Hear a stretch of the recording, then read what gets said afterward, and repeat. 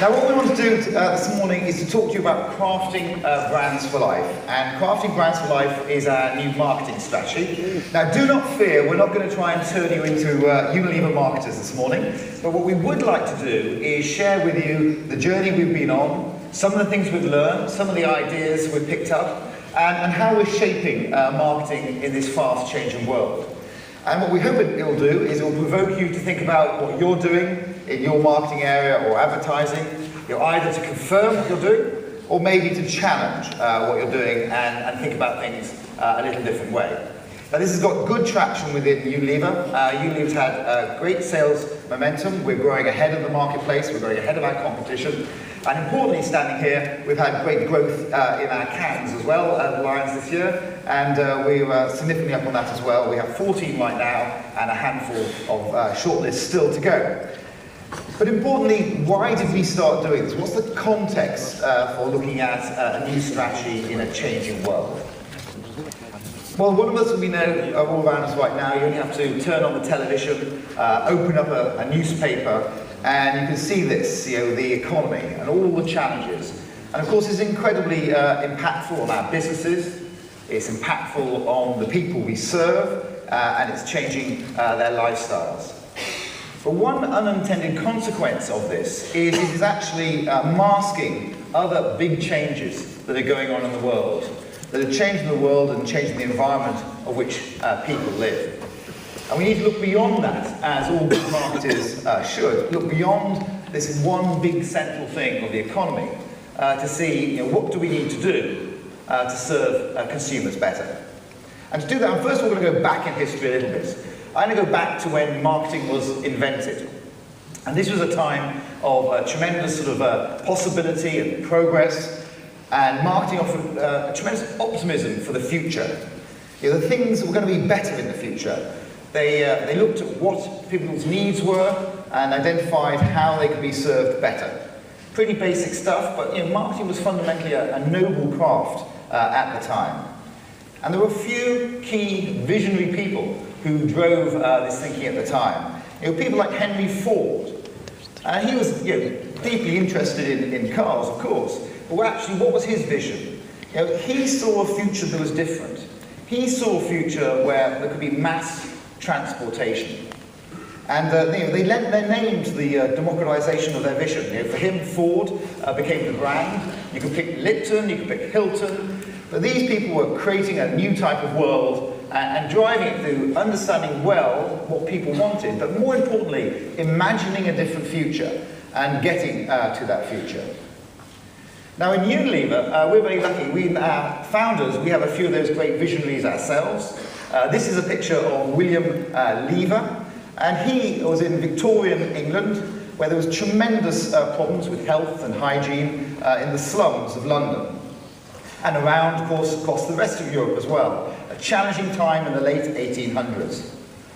Now the future he envisaged was a future where people could have access to products that could help clean them and help give them better hygiene. And long before management consultants and vision statements, he came out with a line as he wanted to make cleanliness commonplace. Cleanliness commonplace. And beyond what others were doing at the time, he didn't lend his name to it. It wasn't called Lever soap. He created a brand around an idea, a brand called Sunlight. And he wanted to bring sunlight to the people of the UK and beyond. And indeed, he went and built a business around the world, one of the foundation blocks of Unilever today. And in doing so, we're still the biggest bar soap manufacturer and marketer in the world right now. But we can learn from these people about what did they think at the time about how the world was changing and seeing the changing nature of economics and people's lifestyles to make fundamental innovation leaps and addressing real problems. Now clearly we've come a long, long way since the 1800s, and there's been significant growth. Strong economic growth. And growth is good. I mean, growth has lifted billions of people out of poverty, given billions of people a better life. And that growth, of course, is sustainable growth. It's been year after year, but we see a little bit of a wobble now. I think we start to think about what is sustainable growth.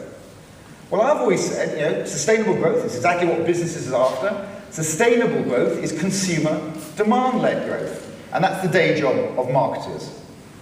But in a resource-constrained world, sustainable growth, which just means sustainable economic or sustainable sales growth, is no longer enough. We need to think about sustainability as far as sustainable in terms of environment and social as well. And so in that context, we've been rethinking about where are we in our business, where do we need to go, and what sort of marketing do we need to do? Because I believe that business is very much at a crossroads right now. Marketing's at a crossroads. The world's changing, consumers changing. We have over-geared ourselves financially in the world. We've over-geared ourselves as far as resources. I mean, frankly, we have stolen from our children's future in pulling forward the way we are engaging in the world. And we need to think a little bit differently about the future. Companies like Unilever need to think differently about the future.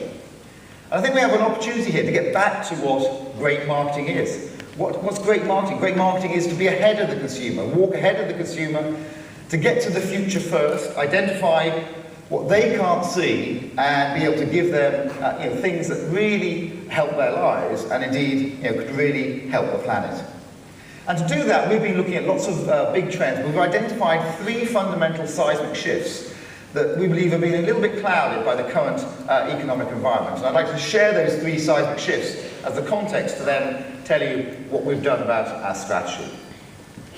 So the first one is this whole area of the growth in the fast growth markets of the developing and emerging markets. And that shift, it's economic shift and population shift, with the centre of gravity being more New Delhi than New York. And we're going to see a major change. By 2020, half of the world's middle class are going to be in Asia. By 2030, that's going to be 2/3. By 2020, 42% of consumer spending is going to be in Asia. By 2030, that's going to be 54%. This is radically going to change the focus of the world and where the future growth opportunities are. The next big seismic shift is the one around sustainability, the need for sustainable living. By 2050, there are going to be 9.5 billion people on this planet. That's an extra 2.5 billion people. That's equivalent to 2 more Chinas, or a London every 6 weeks from now until 2050.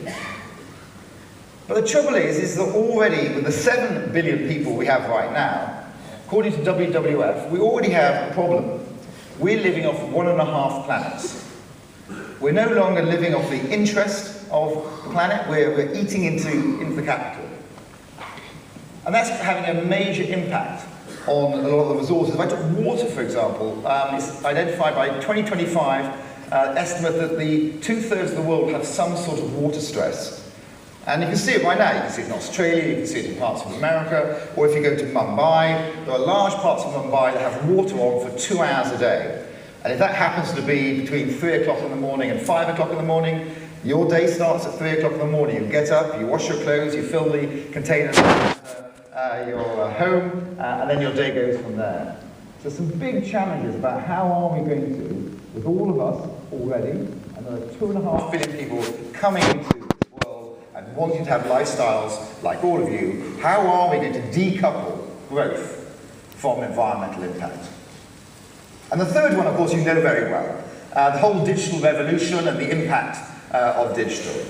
And I think what's important about that is it's not just, of course, about the communication and the advertising and how we engage with consumers. It's much more than that. It's changing people's lives. It's making people live in a very different way than they have before, a real shift and a change. We're seeing that by only a few years, we've leapt from virtually a few hundred to nearly 1 billion people on Facebook around the world. Another 2 billion mobiles coming into the world in the next 3 to 5 years. There'll be more mobile phones in the world than there will be people. The internet is estimated to double in size every 5.3 years. These are big shifts which are changing the way people live. Because on top of that, the change is being driven by people. We have tools like we've never had before. We have tools to create communities, we have tools to engage, and this is where I think a real challenge for the marketers are. Because before, the marketers could easily be ahead of the consumers. But now we're seeing consumers getting together, creating markets, exchanging, innovating, and things shifting around. And it's clear that marketers, once again, need to get ahead of consumers. But if you think about, like Egypt, a government of 30 years being brought down in just 17 days, what's the impact potentially for any of our companies here? A company like Unilever, with that sort of power, if we don't address some of the fundamental things around creating sustainable growth. Now the good news is we're a big company, so we have the scale, we have the resources to make an impact in this area. Every day, 2 billion people use our products. We are in 180 countries, and as far as the journey on sustainable growth and encouraging our suppliers and our customers to come with us, we have a big opportunity. But really, we need to try and do this all together. And I go around the world speaking about creating sustainable growth, trying to encourage as many people to come on board. We're not going to be able to address this and the big challenges we have in the planet unless we all start shaping the future together. And Unilever specifically, we've made it very clear. We have a very public commitment. You can go on unilever.com and have a look at this. We want to double the size of our business while reducing our environmental footprint and increasing our social impact. We have 50 time-based targets very clearly laid out, such as by 2020 we want to source all our agricultural raws sustainably. Tea, for instance, we're the largest tea company in the world, 12% of the world's tea. Right now you cannot source all that tea sustainably. Our objective is for all our agricultural raws to source them sustainably by 2020. And that brings us to crafting brands for life. Because it's against that vision, against that context, we believe we need to think about very differently the way we do marketing. And crafting brands for life has 3 pillars within it. First of all, put people first. Secondly, build brand love. And finally, unlock the magic. So against those 3 things, and I'm going to hand over to Marc, who's going to talk to you about crafting brands for life. Well, thank you, Keith, and good morning, everybody. And indeed, I'm going to share with you the key principles, the key pillars behind this new strategy, crafting brands for life. And since the very beginning, it's been a journey of collaboration. Internally. We work with our marketing leadership across the world to co-create, co-craft this strategy. It's also been a journey of collaboration with the people in this room, all our agency partners. And we worked since the beginning with people who were actually with us in this journey. Yeah, it's going a little bit too fast. Okay, sorry. And therefore, we engage people from our agency partners. We engage people from the 3 seismic shift that Keith mentioned, from sustainability, from D&E market experts, digital expert, to co-create this platform. So, as we were thinking about how to present what crafting brands for life is to you guys, we said, who better can create this presentation than you guys? So actually what we did, we asked each of our agency partners to create, for each of the principles of crafting brands for life, a 1-minute film. It's not an ad, it's a short video that actually illustrates the principles of crafting brands for life. So I'm going to ask you to remember these names because there's going to be a quiz. I'm going to ask you who did what, okay? So be ready for that. Now, the first principle, as Keith said, is put people first. And you might say it's obvious. I mean, without consumers, without shoppers, there wouldn't be marketing, there wouldn't be advertising, there wouldn't be, the need for us. But the reality, that's exactly the point. They are not just consumers. They're not just shoppers. They're real people. They're real people with real lives. And sometimes we've a little bit forgotten about that. So putting that back, in our conversations, in the way we approach things, making sure that we develop that empathy, develop a certain instinct, intuitive, deeply felt human connection with the people we serve is something which we feel is fundamental to do great marketing. In the end, marketeers, advertisers, planners, researchers are people too. And making sure that we understand that we develop our own humanity, to inject it in our work is absolutely fundamental. So behind that first, put people first, there is actually a first key principle that we have highlighted very strongly. I've already said it, they are real people with real lives. Let's watch the very first video. I'm not telling you who did it.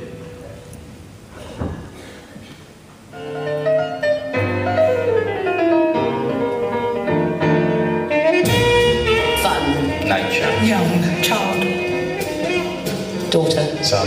Baby. Grandfather. Friends. Unit. Nice. Flat. House. Far. Sink. Nightmare. Cutlery. Clean. Scales. Toilet. Bath. Bald. White. Thin. Clean. Brush. Gums. Fat. Thin. Odor. Eat. Salads. Pasta. Lovely. Humour. Joyous. Jokes. Marriage. Family.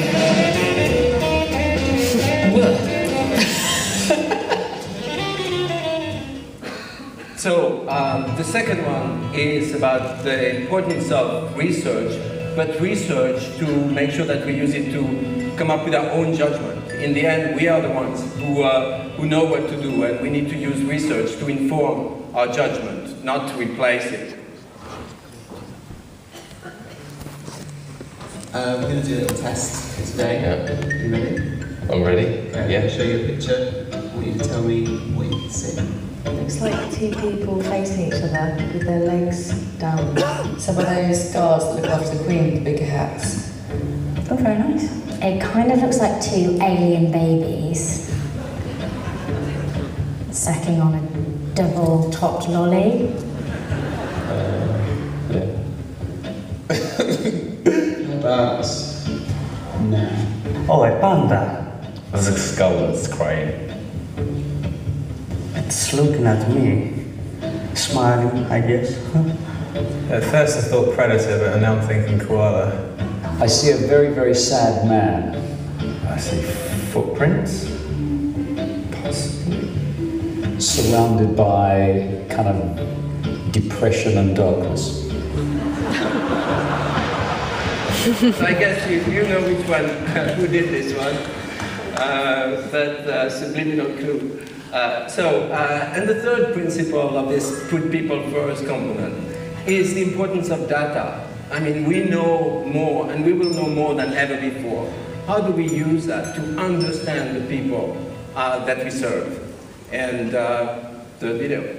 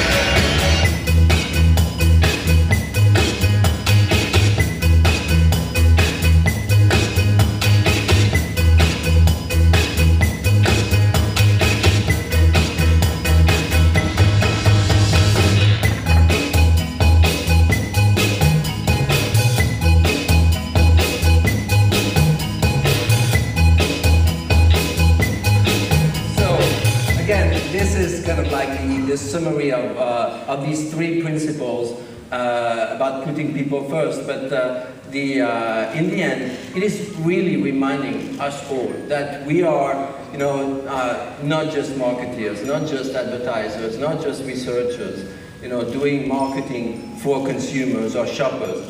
We are people crafting brands for people, And there is only one message on that put people first section. I would like you to remember that's the one. You know, we all are people. Now, the next one is about brand love. And in the end, I know that I'm preaching to the converted in this room. You know, building brand love is what we all do. But sometimes we forget a little bit the power that, that our brands, that our marketing can actually have on people. And sometimes it's very simple. It's as simple as, for instance, you know, what a brand like Cornetto inspires us to do, which is to follow our heart. And it's what they actually did when they brought to Madrid, Las Vegas, allowing people to get married for a day. And it was really wonderful. It was brand love in action, and it was magic. So again, 3 principles for building brand love. The first one, which is this idea that it's fundamental to have wonderful products. It all starts with a great product, but a product to buy and also an idea to buy into, and make sure that we give, you know, our consumers, people, wonderful ideas to believe in. To be successful, a product needs to be beautifully engineered, superior in every way.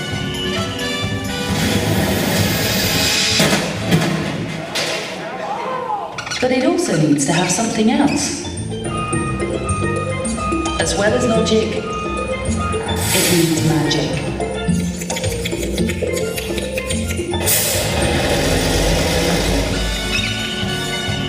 Without this, it will never get off the ground. With it, the sky really is the limit.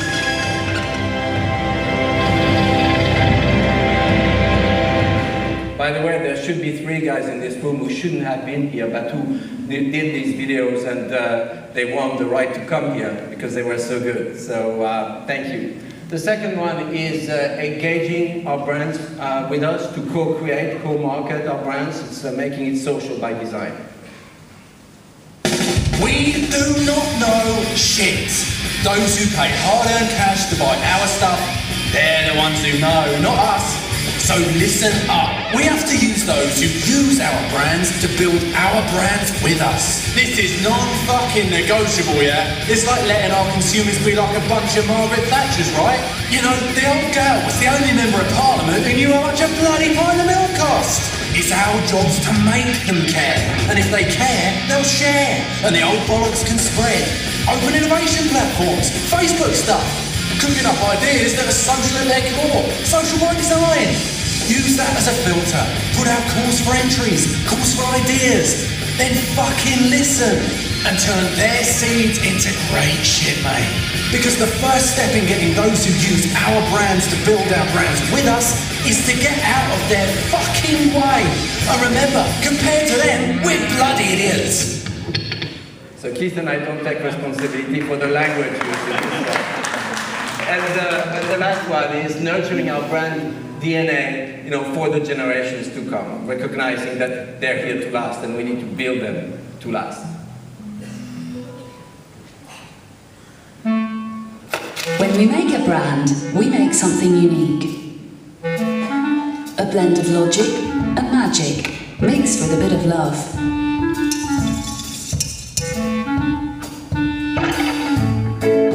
Each brand has its own personality, its own DNA. We have to look after this precious thing, helping it adapt to the world, helping it to evolve, but always staying true to itself. We need to do this because brands are like our children. They need to be guided and nurtured and protected if we want them to have a bright future.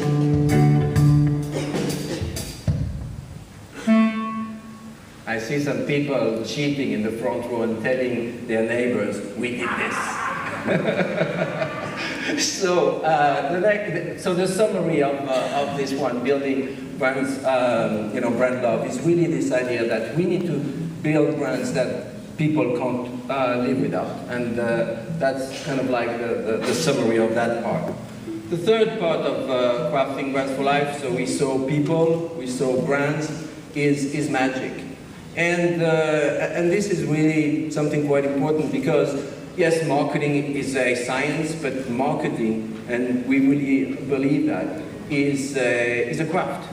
And we need to put as much passion, as much rigor and detail in the execution of the marketing that we do as a violin or a guitar major, but at the same time driven by the passion of the music that's going to come from the instrument, of the person that's going to listen to the music that's coming from the instrument.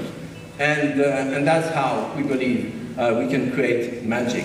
So, and again, the first one is this whole idea that marketing is indeed a craft skill. And it requires, therefore, expertise. You need to try, you need to learn, sometimes you need to fail, and that's okay.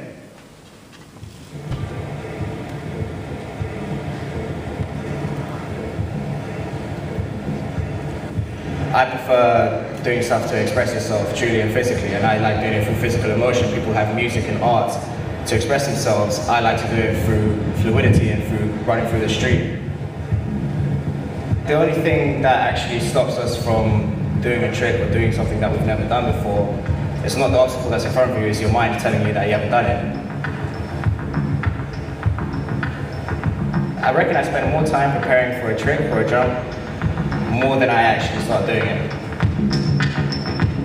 Things like doing a front flip from a ledge, from especially a high place, has always been a major problem for me in the past, so I've always practiced and always done it over and over again until it's second nature to me. If I fall on a jump, if I try something new and I fail, I know that the next day, the next week, even the next year, I'm going to come back to it and I'm going to tell myself, I have to do this again. Failing teaches you more than success.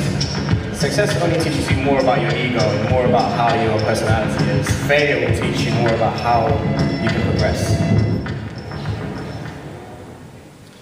So, continuing, continuing this whole idea that we need to create one integrated brand experience, and we need to think like that. We need to collaborate, working together, and that's why we've created that strategy itself together with our marketeers, with our agencies. And so this is more of a symbol for this idea of an integrated brand experience, the fact that people look at us, but that every time that they see the brand, every time they encounter the brand, somehow it needs to come integrated, it needs to come magical, and be reinterpreted locally sometimes. For instance, I mean, that's why I'm personally a big fan of the Axe Excite campaign, because it was a global idea, but that everybody participated in to execute it, to turn it into local magic in over 100 countries. So that's this 8th principle. And then the 9th one, which is going to come, is all about the idea of building expertise over time. So sorry, I'm a little bit ahead now of the slides. But which is all about the fact that in order to become expert, you need to want it, and you need to really try hard and be confident that you're going to go through some of the tough times, because there will be some tough times as you develop expertise, and we need to learn from it. I think if I had been looking for someone like Jonathan, I probably never would have found them. I like being with Heidi. There's always a sense of discovery. All the storm and drama that we went through when we were first together made a stronger bond. We got through years of mess. We just held tight, and we just didn't give up. We bumped together, bumped heads, and basically the rough edges got smoothed off. I feel like there's a lot of things we want to do together. The bigger concern is we'll run out of time to do them together and get them done. Somebody once said to me that all theory is autobiography. Life doesn't come with an instruction manual, and you start to figure it out yourself. You're overpowering in your attractiveness. That helps. That really helps. I I shared with you basically 9 principles around people, brands, and magic, and in the end, they all come together to form Crafting Brands for Life. But in reality, that's not it. And you know, Keith talked a lot about our commitment to sustainability, and so we've added one more principle to Crafting Brands for Life, which is sustainable living. It's always been there, but we highlighted it because we really think that it's critical that that we actually infuse this idea in everything we do, in all our brands, in all our marketeers, in all our marketing, sorry. And so this is where I think we also need to be very authentic ourselves and believe in the work that we do, because marketing can be a very, very noble craft if we choose to do it so. And so this is going to be the last film that you're going to see, and then I'll hand over back to Keith to continue. But it's one which, honestly, I think touches a lot of us, especially parents.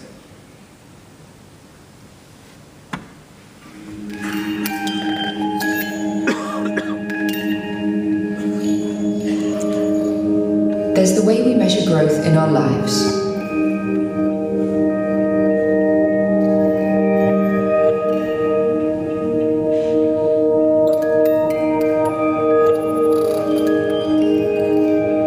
And then there's the way we measure growth in our business.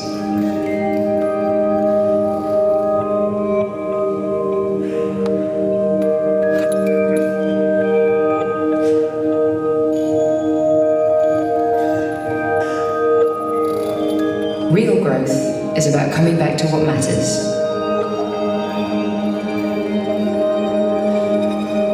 Improving lives. Not more for the sake of more, but better for the sake of tomorrow.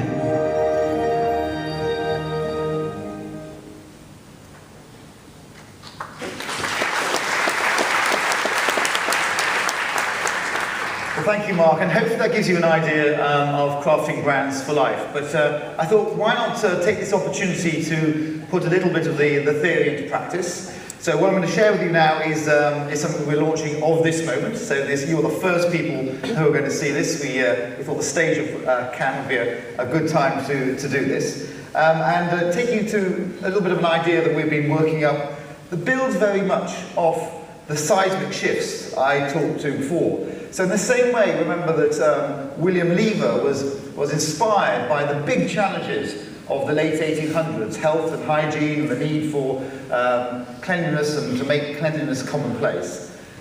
We were looking at the seismic shifts. The one on the left, of course, is the one about the environment and the need to live more sustainably.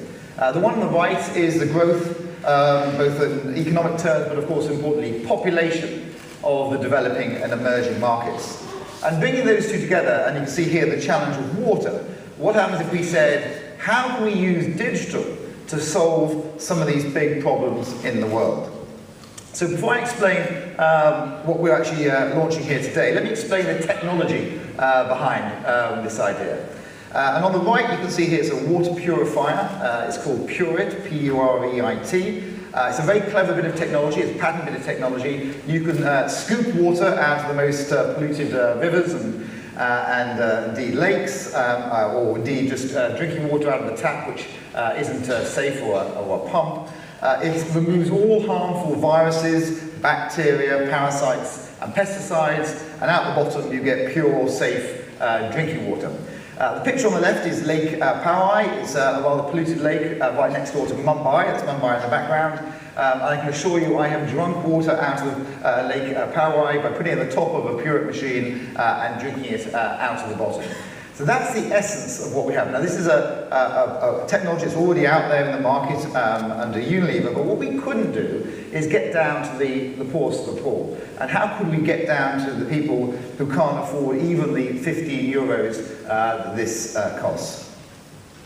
And this is where the third leg, the digital revolution comes in. Because what we've done, we've partnered up, we've teamed up with the Unilever Foundation. So this is a not-for-profit initiative. There's no profit being made out of this initiative. So it's the Unilever Charitable Foundation. I've partnered with PSI, which is an NGO, and Facebook to bring new ideas. So what I'm going to do is I'm going to play a video now which will explain the first time that we've had charitable giving coming on the open graph.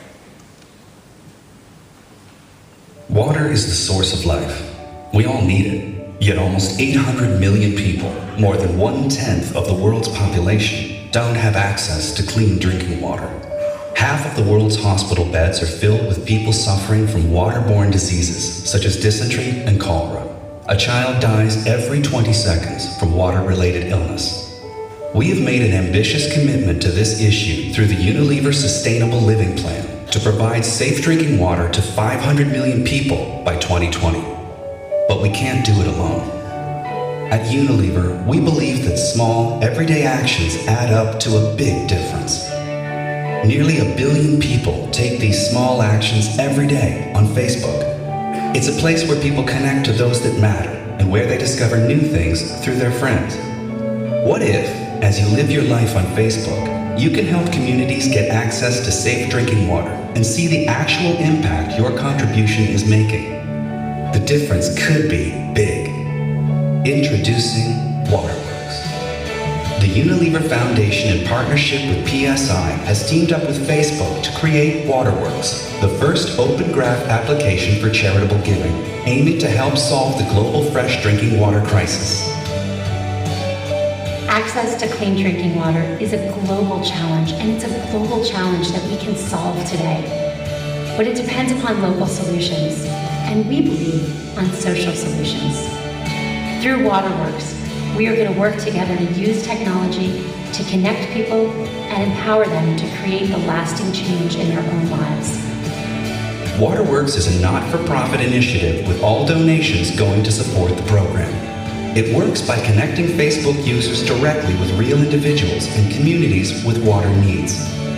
Connect the Waterworks application to your Facebook profile, partner with a PSI-trained water worker, and choose a small daily donation. Your donation is used to train a water worker, enable her to go into communities in need, and educate them about the importance of safe drinking water. This means that as well as receiving free, life-saving water purifiers and sachets, they will be promoting long-term behavior change. Your water worker connects back to you via her mobile phone to share the stories of how your donations are making an impact, inspiring you to continue giving and supporting her work. And because this application is social by design, a community of support will form around your water worker, as powerful stories have the opportunity to impact and influence your closest friends and millions of friends of friends. Waterworks means a brighter future for everyone. Small actions making a big difference.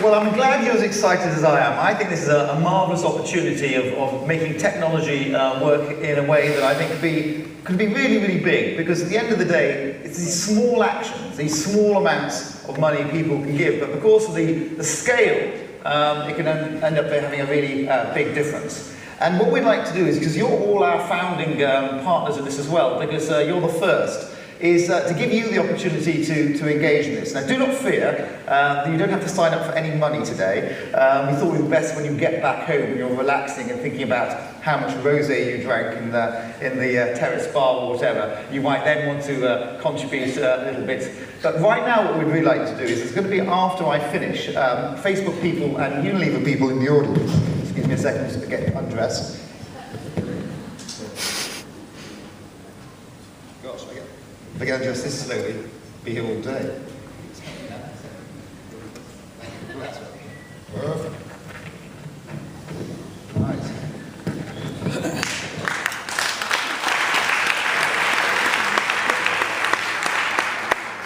Brilliant.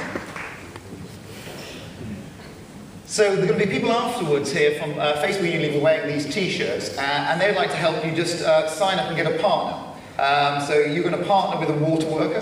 We already have water workers being trained up by PSI right now. And then later on, when you get back, you can then decide how much you'd like to donate, so you don't feel pressurized by the person standing next door to you and breathing down your neck. Now, in good digital fashion, this is a beta test, so it's from all this that we'll then scale it and take it around the world.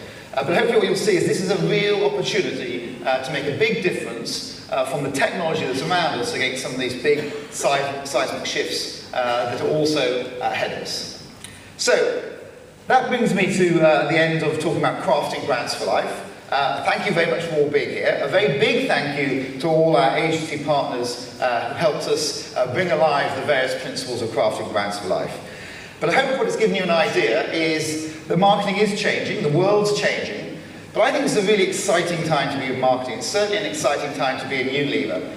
And we believe that working together with our suppliers, with our customers, and indeed with the people of the world, that we truly can make sustainable living commonplace. Thank you.